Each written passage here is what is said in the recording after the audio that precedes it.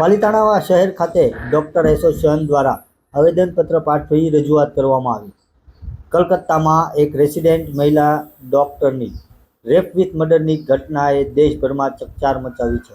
તાજેતરમાં આરજીકાર medical college પશ્ચિમ બંગાળના રેસિડેન્ટ ડોક્ટર સાથે રેપ એન્ડ હત્યાનો બનાવ બનવા પામ્યો છે, જેના ભાગરૂપે પાલિતાણા ડોક્ટર એસોસિએશનમાં ભારે રોષ જોવા મળી રહ્યો છે। ડોક્ટરોની માંગ છે કે આવું કૃત્ય કોઈ પણ કરતા પહેલા 100 વાર વિચાર કરે તેવી કડક સજા કરવામાં આવે। આરોપીઓને વહેલી તકે પકડી કડક કાર્યવાહી કરવાની માંગ સાથે કલેક્ટર કચેરી ખાતે આવેદનપત્ર પાઠવવામાં આવ્યું છે।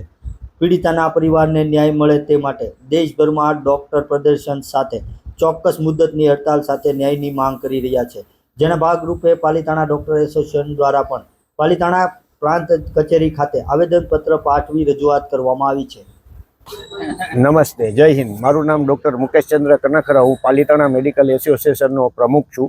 આજે અમે સર્વ તબીબો પાલિતાણામાં પ્રેક્ટિસ કરતા દરેક તબીબ મિત્રો કલેક્ટર સાહેબને પશ્ચિમ બંગાળમાં જે કાર મેડિકલ કોલેજમાં જે ભયંકર જઘન્ય અપરાધ થયો છે, લેડી ડૉક્ટર સાથે રેપ કરીને હત્યા કરવામાં આવી છે, તે બદલ અમે આવેદનપત્ર આપવા આવ્યા છીએ અને અમે ઈચ્છીએ છીએ કે સરકાર સખત પગલાં લે અને તબીબોની સલામતી માટે જે કાંઈ જરૂરી છે એ કરે, કારણ કે તબીબો ઉપર હુમલા વધી રહ્યા છે। તબીબોની મિલકત, તબીબોના ફેમિલી બધા જોખમમાં છે।